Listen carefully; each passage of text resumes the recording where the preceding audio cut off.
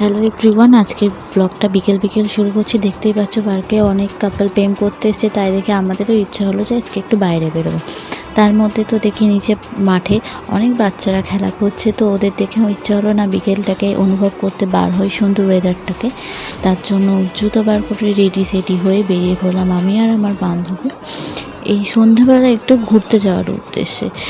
তো যাই হোক, আমি আর আমার বান্ধবীকে অনেক কষ্টে রাজি করিয়ে আস্তে আস্তে বার হলাম।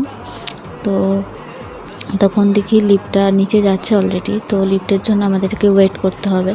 তো যাই হোক, ওয়েট করছিলাম, ওয়েট করতে করতে লিফটটা আসছে না, হঠাৎ করে লিফটটা আবার চলে গেলো।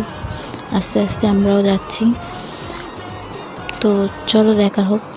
তো দেখো গাইস, বিকেলের ওয়েদারটা অনেক সুন্দর, জাস্ট অনেক সুন্দর। বৃষ্টি আসার আগের মুহূর্তটা, পথে এই ফুল সুন্দরীর সাথে দেখা, কি সুন্দর লাগছে দেখতে।